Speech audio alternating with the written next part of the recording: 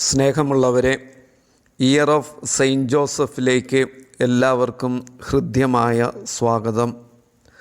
ഒരു പിതാവിൻ്റെ ഹൃദയത്തോടെ ജോസഫ് ഈശോയെ സ്നേഹിച്ചു എന്ന മനോഹരമായ വാക്യത്തോടെയാണ് പരിശുദ്ധ ഫ്രാൻസിസ് പാപ്പായുടെ പാത്രിസ് കോർദെ എന്ന ഏറ്റവും പുതിയ അപ്പോസ്തോലിക ലേഖനം ആരംഭിക്കുന്നത്. 4 സുവിശേഷങ്ങളും യൗസേപ്പിതാവിനെക്കുറിച്ച് ഒരുപോലെ പറഞ്ഞിരിക്കുന്ന വസ്തുതയാണ് ഇവിടെ ഫ്രാൻസിസ് പാപ്പ ആമുഖമായി എടുത്തു പറയുന്നത്. 1870 ഡിസംബർ മാസം 8-ാം തീയതി പുണ്യസ്മരണാർഹനായ 9-ാം പിയൂസ് പാപ്പ ക്യൂവേം അദ്ദുമോദും ദേയൂസ് എന്ന കൽപ്പന വഴി വിശുദ്ധ യൗസേപ്പിതാവിനെ ആഗോള തിരുസഭയുടെ മധ്യസ്ഥനായി പ്രഖ്യാപിച്ചു. 1870-ാം ആണ്ട് പലതരം പ്രശ്നങ്ങളാലും പ്രക്ഷോഭങ്ങളാലും അടയാളപ്പെട്ട ഒരു കാലഘട്ടമായിരുന്നു സഭയ്ക്ക്. ഫ്രാങ്കോ ജർമ്മൻ യുദ്ധത്തിൽ ഫ്രാൻസ് ജർമ്മനിയോട് പരാജയപ്പെടുകയും അത് റോമിൻ്റെ തന്നെ പതനത്തിന് കാരണമാകുകയും ചെയ്തപ്പോൾ പാപ്പായ്ക്കും വത്തിക്കാൻ രാഷ്ട്രത്തിനും ഫ്രാൻസ് നൽകി വന്നിരുന്ന സൈനിക സുരക്ഷ പിൻവലിക്കേണ്ടതായി വന്നത് ചരിത്രം. പ്രസ്തുത യുദ്ധം മൂലം 1-ാം വത്തിക്കാൻ എക്യുമെനിക്കൽ കൗൺസിൽ ഇടയ്ക്ക് വെച്ച് ഉപേക്ഷിക്കേണ്ടതായി വന്നു. സഭ അനുഭവിച്ചു വന്നിരുന്ന പേപ്പൽ സ്റ്റേറ്റ് പദവികളും രാഷ്ട്രീയ അധികാരങ്ങളും പൂർണ്ണമായും നഷ്ടപ്പെട്ടതും ഈ കാലയളവിൽ തന്നെ. ഇങ്ങനെ ഡിക്രിയിൽ പറയുന്നത് പോലെ വളരെ ദുഃഖകരമായ സംഭവങ്ങളാൽ അടയാളപ്പെട്ട ഈ കാലഘട്ടത്തിൽ തിരുസഭയെ ശത്രുക്കളുടെ കരങ്ങളിൽ നിന്ന് രക്ഷിക്കുവാനായി യൗസേപ്പിതാവിൻ്റെ മാധ്യസ്ഥം തേടിക്കൊണ്ട് 9-ാം പിയൂസ് പാപ്പ അദ്ദേഹത്തെ ആഗോള തിരുസഭയുടെ മധ്യസ്ഥനായി പ്രഖ്യാപിക്കുന്നത്. ഈ പ്രഖ്യാപനത്തിൻ്റെ 150 വർഷങ്ങൾ പൂർത്തിയായിരിക്കുന്ന വേളയിലാണ് ഫ്രാൻസിസ് പാപ്പ 2021 വിശുദ്ധ യൗസേപ്പിൻ്റെ വർഷമായി പ്രഖ്യാപിച്ചിരിക്കുന്നത്. യൗസേപ്പിതാവിന് സമർപ്പിതമായിരിക്കുന്ന ഈ വർഷത്തിൻ്റെ കാലയളവ് 2020 ഡിസംബർ മാസം 8-ാം തീയതി മുതൽ 2021 ആണ്ട് ഡിസംബർ മാസം 8-ാം തീയതി വരെ ആയിരിക്കും. വിശുദ്ധ യൗസേപ്പിൻ്റെ വർഷം ആചരിക്കുന്നതിൻ്റെ ഉദ്ദേശ ലക്ഷ്യങ്ങൾ പ്രസ്തുത അപ്പോസ്തോലിക ലേഖനത്തിൽ ഫ്രാൻസിസ് പാപ്പ വിവരിക്കുന്നുണ്ട്. മഹാനായ വിശുദ്ധ ജോസഫിനോടുള്ള നമ്മുടെ സ്നേഹം വർദ്ധിപ്പിക്കുക, യൗസേപ്പിതാവിൻ്റെ മധ്യസ്ഥത അഭ്യർത്ഥിക്കുക, യൗസേപ്പിതാവിൻ്റെ സദ്ഗുണങ്ങളും തീഷ്ണതയും എല്ലാവരും അനുകരിക്കുക. കോവിഡ് മഹാമാരിയുടെ പശ്ചാത്തലത്തിലാണ് ഫ്രാൻസിസ് പാപ്പ ഈ അപ്പോസ്തോലിക ലേഖനം എഴുതുന്നത്. അദ്ദേഹത്തിൻ്റെ വാക്കുകളിൽ നിന്ന് മനസ്സിലാകുന്നത് പൊതുസമൂഹത്തിൻ്റെ ശ്രദ്ധാകേന്ദ്രത്തിൽ നിന്ന് അകലെയായിരിക്കുന്ന എന്നാൽ പ്രത്യാശയോടെ ക്ഷമാപൂർവം പ്രവർത്തിക്കുന്ന സാധാരണ ജനങ്ങളുടെ പ്രാധാന്യം വളരെ വ്യക്തമായി തിരിച്ചറിയാൻ കാരണമായി ഈ മഹാമാരി കാലം. ദൈനംദിന കാര്യങ്ങളിൽ നിശബ്ദതയിൽ അതേസമയം വിവേകപൂർവം പ്രവർത്തിക്കുന്ന രക്ഷാകര ചരിത്രത്തിൽ താരതമ്യപ്പെടുത്താനാവാത്ത സ്ഥാനമുള്ള യൗസേപ്പിതാവിനോട് സാമ്യം പുലർത്തുന്നുണ്ട് ഈ സാധാരണക്കാർ. ഇതുപോലെ ചെറുതും ലളിതവുമായ പ്രവർത്തനങ്ങളിലൂടെ രക്ഷാകര ചരിത്രത്തിലെ സഹായികളാകാൻ ഫ്രാൻസിസ് പാപ്പ നമ്മെ ക്ഷണിക്കുകയാണ്. നസ്രത്തിൽ നിന്നുള്ള എളിയ മരപ്പണിക്കാരന് മറിയത്തിൽ നിന്ന് ജനിച്ച ഈശോയുടെ നിയമപ്രകാരമുള്ള പിതാവാകാൻ അസാമാന്യ ധൈര്യമുണ്ടായി. 4 സ്വപ്നങ്ങളിലൂടെ വെളിപ്പെടുത്തി കിട്ടിയ ദൈവീക ഹിതങ്ങൾ ഉണ്ണീശോയുടെയും മറിയത്തിൻ്റെയും സംരക്ഷണാർത്ഥം എന്ത് ത്യാഗം സഹിച്ചും വിശ്വസ്തയോടെ നിർവഹിക്കത്തക്ക വിധം നീതിമാനായിരുന്നു വിശുദ്ധ യൗസേപ്പ്. ഈ വത്സല പിതാവിൻ്റെ ത്യാഗോജ്ജല ജീവിതത്തെ ധ്യാനിച്ചുകൊണ്ട് അദ്ദേഹത്തിൻ്റെ 7 സ്വഭാവ പ്രത്യേകതകളെയാണ് ഫ്രാൻസിസ് പാപ്പായുടെ പാത്രിസ് കോർദെ നമ്മുടെ മുൻപിൽ അവതരിപ്പിക്കുന്നത്. 1. വത്സല പിതാവ്. മറിയത്തിൻ്റെ ഭർത്താവും ഈശോയുടെ പിതാവുമായിരിക്കുന്നതിൽ യൗസേപ്പിൻ്റെ മാഹാത്മ്യം അടങ്ങിയിരിക്കുന്നു. അതിനാൽ തന്നെ വിശുദ്ധ ജോൺ ക്രിസോസ്റ്റത്തിൻ്റെ വാക്കുകൾ അനുസ്മരിച്ചുകൊണ്ട് പാപ്പ പറയുകയാണ്, വിശുദ്ധ യൗസേപ്പ് മുഴുവൻ രക്ഷാപദ്ധതിയുടെയും ശുശ്രൂഷകനായി ലോകരക്ഷയ്ക്കായുള്ള ദൈവത്തിൻ്റെ മനുഷ്യാവതാര പ്രക്രിയയിൽ സജീവമായി സഹകരിച്ചു. തൻ്റെ ജീവിതത്തെ ത്യാഗപരമായ സേവനമാക്കി മാറ്റിയതിലൂടെയാണ് യൗസേപ്പ് തൻ്റെ പിതൃത്വം കാഴ്ചവെച്ചത്. നസ്രത്തിലെ ഭവനത്തിൽ ജീവിച്ചുകൊണ്ട് യേശു മിശിഹ മാനുഷികമായ പക്വതയിലേക്ക് വളർന്നു വന്നത് യൗസേപ്പ് പിതാവിൻ്റെ ത്യാഗോജ്ജലമായിട്ടുള്ള സമർപ്പണം കണ്ടുകൊണ്ടും ആ ഹൃദയത്തിൻ്റെ വത്സല സ്നേഹം അനുഭവിച്ചുകൊണ്ടുമാണ്. അതിനാലാണ് വിശുദ്ധ ജോസഫിനെ ഒരു വത്സല പിതാവായി എല്ലാ കാലത്തുമുള്ള ക്രിസ്ത്യാനികൾ സ്വീകരിച്ചിരിക്കുന്നതും വണങ്ങുന്നതും. 2. ആർദ്രതയും സ്നേഹവുമുള്ള പിതാവ്. ജ്ഞാനത്തിലും പ്രായത്തിലും ദൈവത്തിൻ്റെയും മനുഷ്യരുടെയും പ്രീതിയിലും ഈശോ ജോസഫിൻ്റെ കൺമുൻപിൽ വളർന്നു വന്നു. ദൈവപിതാവിൻ്റെ ആർദ്രമായ സ്നേഹം ഈശോ തൻ്റെ വളർത്തുപിതാവായ ജോസഫിൽ കണ്ടു. ജോസഫ് എങ്ങനെയായിരിക്കും കനിവിൻ്റെയും സ്വാന്തന സ്നേഹത്തിൻ്റെയും നിറകുടമായി തീർന്നത്? അദ്ദേഹത്തിൻ്റെ പ്രാർത്ഥനാ ജീവിതചര്യയിൽ നിന്ന് തന്നെ. സിനഗോഗിൽ ദൈവപിതാവിൻ്റെ സ്നേഹത്തെക്കുറിച്ച് സങ്കീർത്തനങ്ങൾ ആവർത്തിച്ചാവർത്തിച്ച് കേട്ട് ധ്യാനിച്ചിരുന്ന ജോസഫ് ആർദ്രഹൃദയത്തിൻ്റെ ഉടയവനായില്ലെങ്കിലേ അത്ഭുതപ്പെടേണ്ടൂ.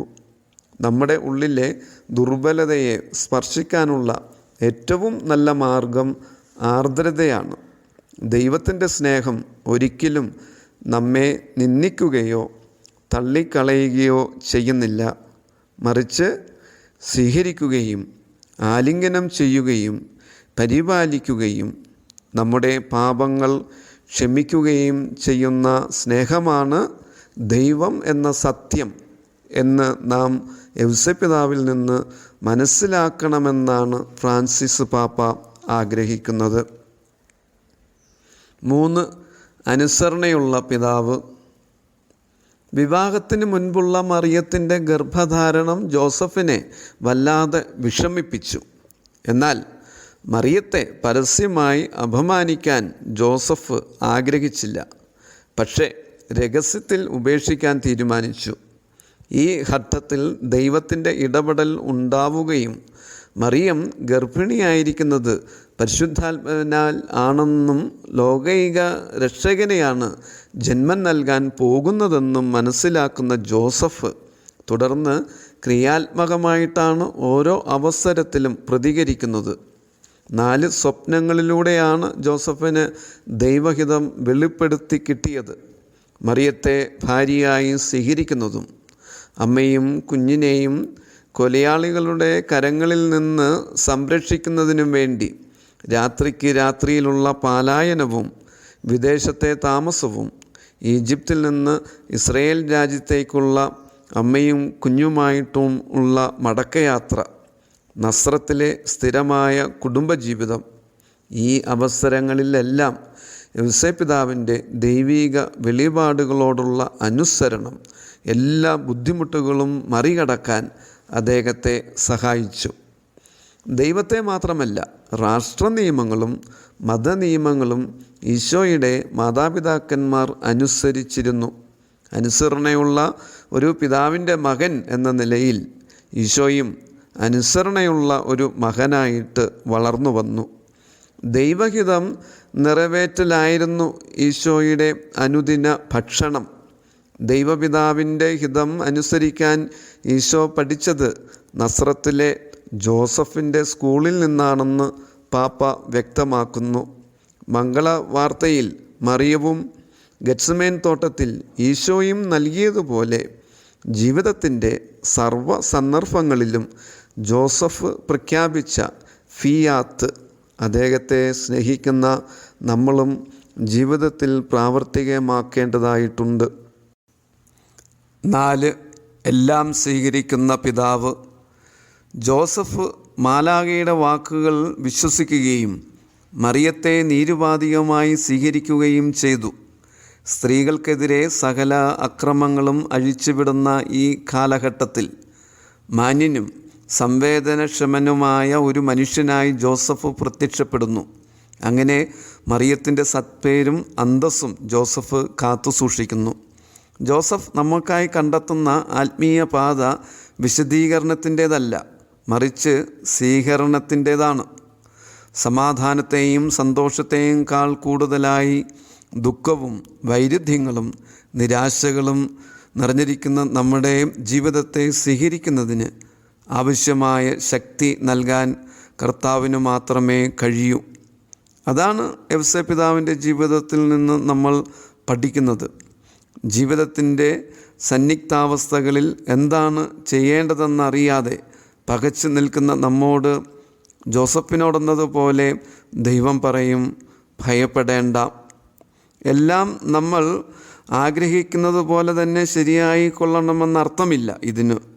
മറിച്ച് പ്രതിബന്ധങ്ങളിൽ തട്ടി വീണ് തകർന്നു പോകാതെ അവയെ അതിജീവനത്തിൻ്റെ മാർഗങ്ങളും ജീവിത നന്മകളുമാക്കി തീർക്കാൻ ദൈവം നമ്മെ സഹായിക്കും എന്നാണ്. പ്രത്യാശയുടെയും ധൈര്യത്തിൻ്റെയും മാതൃകയായ വിശുദ്ധ ജോസഫിനെ പോലെ വിശ്വാസത്തോടെയും പ്രത്യാശയോടെയും ജീവിതത്തെ സ്വീകരിക്കുകയാണ് നമ്മളും ചെയ്യേണ്ടത്. 5. ക്രിയാത്മകമായി പ്രവർത്തിക്കാൻ ധൈര്യപ്പെടുന്ന പിതാവ്.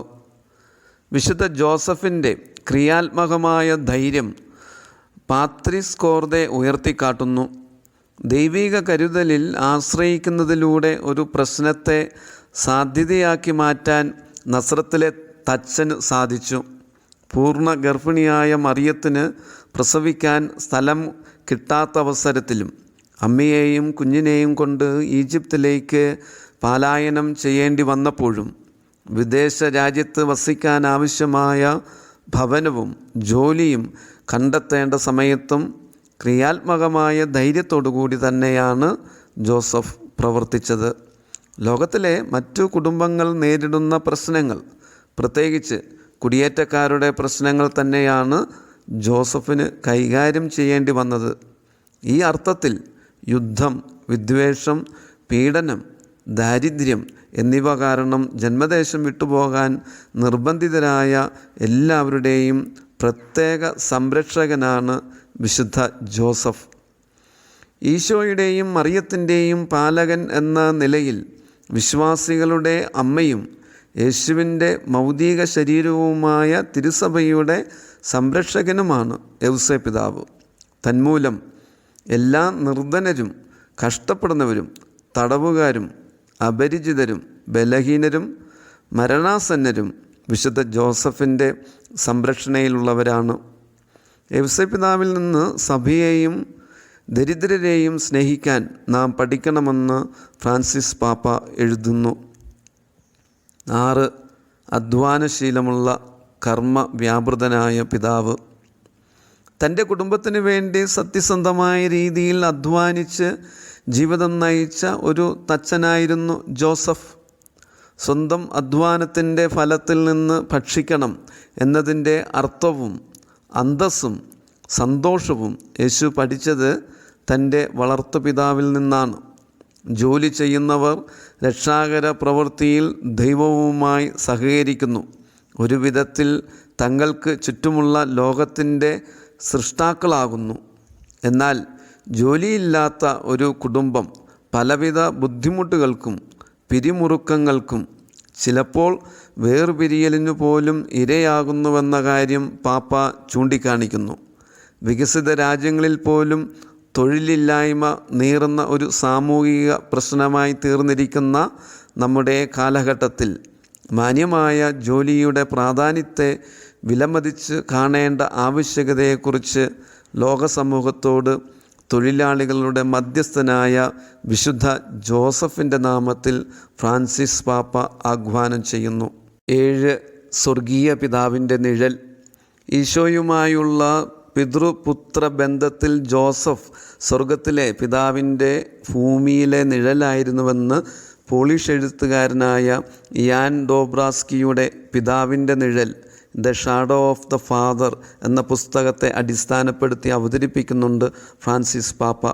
ഒരു മനുഷ്യൻ പിതാവാകുന്നത് കേവലം ഒരു കുട്ടിക്ക് ജന്മം നൽകുന്നതിലൂടെയല്ല, മറിച്ച് ആ കുട്ടിയെ പരിപാലിക്കാനുള്ള ഉത്തരവാദിത്തം ഏറ്റെടുക്കുന്നതിലൂടെയാണ്.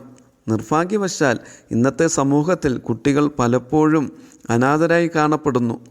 ജീവിതത്തിലേക്കും യാഥാർത്ഥ്യത്തിലേക്കും അവരെ കൈപിടിച്ച് നടത്തുവാൻ പിതാക്കന്മാരില്ല. കുട്ടികൾക്ക് അവരുടെ മേൽ ആധിപത്യം സ്ഥാപിക്കാൻ ശ്രമിക്കാത്ത പിതാക്കന്മാരെയാണ് ഇന്ന് ആവശ്യം. അവരെ സ്വയം തീരുമാനിക്കാനും സ്വാതന്ത്ര്യം ആസ്വദിക്കാനും പുതിയ സാധ്യതകൾ പരിവേഷണം ചെയ്യാനും കഴിവുള്ളവരായി വളർത്തിയെടുക്കാൻ കഴിവുള്ള പിതാക്കന്മാർ. ഈ ഒരർത്ഥത്തിലാണ് ആരുടെ മുകളിലും ആധിപത്യം പ്രകടിപ്പിക്കാതിരുന്ന ജോസഫിനെ ഏറ്റവും നിർമ്മലനായ പിതാവ് എന്ന് വിശേഷിപ്പിക്കുന്നത്. അസാധാരണമായ സ്വാതന്ത്ര്യത്തോടെ എങ്ങനെ സ്നേഹിക്കണമെന്ന് ജോസഫിന് അറിയാമായിരുന്നു. അദ്ദേഹം ഒരിക്കലും സ്വയം കേന്ദ്രീകൃതനായിരുന്നില്ല, തന്നെക്കുറിച്ച് ചിന്തിച്ചില്ല. പകരം മറിയത്തിൻ്റെയും യേശുവിൻ്റെയും ജീവിതത്തിൽ എപ്പോഴും ശ്രദ്ധ കേന്ദ്രീകരിച്ചു. ജോസഫിനെ സംബന്ധിച്ചിടത്തോളം സന്തോഷമെന്ന് പറയുന്നത് കേവലം ആത്മത്യാഗം മാത്രമല്ല, അത് സ്വയം ദാനവും കൂടിയായിരുന്നു. അതിനാൽ നിരാശയുടെ ഒരു മുഖമല്ല ജോസഫ് അണിഞ്ഞിരുന്നത്, മറിച്ച് വിശ്വാസം പ്രതിഫലിപ്പിക്കുന്ന മുഖത്തിൻ്റെ ഉടമയായിരുന്നു അദ്ദേഹം. ജോസഫിൻ്റെ നിശബ്ദത വിശ്വാസത്തിൻ്റെ ഉറച്ച പ്രകടനങ്ങളുടെ മുന്നോടിയായിരുന്നു. നമ്മുടെ ലോകത്തിന് ഇന്ന് പിതാക്കന്മാർ ആവശ്യമാണ്. എന്നാൽ സ്വന്തം ആവശ്യങ്ങൾ നിറവേറ്റുന്നതിനുള്ള മാർഗമായി മറ്റുള്ളവരുടെ മേൽ ആധിപത്യം പുലർത്തുന്നവർ, അധികാരത്തെ സ്വേച്ഛാധിപത്യവുമായി ആശയക്കുഴപ്പത്തിലാക്കുന്നവർ, അടിമത്തത്തോടുകൂടി സേവനം നടത്തുന്നവർ, ചർച്ചയുടെ പേരിൽ അടിച്ചമർത്തുന്നവർ, ദാനധർമ്മത്തെ സ്വന്തം ക്ഷേമത്തിനായി ഉപയോഗിക്കുന്നവർ, വിനാശത്തിനായി അധികാരം ഉപയോഗിക്കുന്നവർ എന്നിവരെ ഈ ലോകത്തിന് ആവശ്യമില്ലെന്ന് ഫ്രാൻസിസ് പാപ്പ അടിവരയിട്ട് വ്യക്തമാക്കുന്നു. ഈ ഭൂമിയിലെ പിതൃത്വം സ്വർഗത്തിലെ പിതൃത്വത്തെ ചൂണ്ടിക്കാണിക്കുന്ന അടയാളമായിരിക്കട്ടെ എന്ന് പാത്രിസ് കോർദെ ഓർമ്മപ്പെടുത്തുന്നു. ഒരു തരത്തിൽ നാം എല്ലാവരും യൗസേപ്പിതാവിനെ പോലെ സ്വർഗീയ പിതാവിൻ്റെ നിഴലാണെന്നാണ് പാപ്പ പറഞ്ഞു വെക്കുന്നത്. ശിഷ്ടരുടെയും ദുഷ്ടരുടെയും മേൽ സൂര്യനെ ഉദിപ്പിക്കുകയും നീതിമാന്മാരുടെയും നീതിരഹിതരുടെയും മേൽ മഴ പെയ്യുകയും ചെയ്യുന്ന സ്വർഗീയ പിതാവിൻ്റെ നിഴൽ, അതോടൊപ്പം അവൻ്റെ പുത്രനെ അനുഗമിക്കുന്ന നിഴലും. ഉപസംഹാരമായി പാപ്പ പറഞ്ഞു വെക്കുന്നത് വിശുദ്ധരോടുള്ള പൊതു വണക്കത്തെക്കുറിച്ചാണ്. വിശുദ്ധരോടുള്ള സ്നേഹവും വണക്കവും ധാരാളം കൃപയും അനുഗ്രഹങ്ങളും നമുക്ക് വാങ്ങിത്തരുന്നതോടൊപ്പം കൂടുതൽ വിശുദ്ധിയിൽ വളരുവാനും ഓരോരുത്തരുടെയും ജീവിതാന്തസ്സ് അതിൻ്റെ പൂർണ്ണതയിൽ ജീവിക്കാനും നമ്മെ സഹായിക്കുന്നു. സുവിശേഷം പ്രായോഗത്തിൽ വരുത്താൻ കഴിയുമെന്നതിൻ്റെ വ്യക്തമായ തെളിവാണ് വിശുദ്ധരുടെ ജീവിതം. അവരുടെ ജീവിതം അനുകരിക്കേണ്ട ഉദാഹരണങ്ങളാണ്. നമ്മുടെ മനപരിവർത്തനത്തിന് ആവശ്യമായ കൃപയ്ക്കായി വിശുദ്ധ യൗസേപ്പിതാവിനോടുള്ള പ്രാർത്ഥനയോടെയാണ് ഫ്രാൻസിസ് പാപ്പ തൻ്റെ അപ്പസ്തോലിക ലേഖനം ഉപസംഹരിക്കുന്നത്. യൗസേപ്പിതാവിൻ്റെ വർഷാചരണം നമ്മെ എല്ലാവരെയും സ്വർഗീയ പിതാവിൻ്റെ നിഴലായി ഈ ഭൂമിയിൽ ജീവിക്കുവാൻ അനുഗ്രഹിക്കട്ടെ. ഫ്രാൻസിസ് പാപ്പായുടെ യൗസേപ്പിതാവിനോടുള്ള പ്രാർത്ഥന. മറിയത്തിൻ്റെ ഭർത്താവും ഉണ്ണീശോയുടെ സംരക്ഷകനുമായ പിതാവേ സ്വസ്തി. ദൈവം തൻ്റെ തിരുക്കുമാരനെ അങ്ങിൽ ഭരമേൽപ്പിച്ചുവല്ലോ. മറിയം നിന്നിൽ ആശ്രയിച്ചു. മനുഷ്യാവതാരം ചെയ്ത ഈശോ അങ്ങയോടുകൂടെ വസിച്ചു. വിശുദ്ധ യൗസേപ്പിതാവേ, അങ്ങ് ഞങ്ങളുടെയും വത്സല പിതാവായിരിക്കണമേ. ജീവിത വഴികളിൽ ഞങ്ങളെ നയിക്കണമേ. കൃപ, കരുണ, ധൈര്യം എന്നിവ ഞങ്ങൾക്ക് നേടിത്തരണമേ. എല്ലാ തിന്മയിൽ നിന്ന് ഞങ്ങളെ സംരക്ഷിക്കണമേ. ആമേൻ.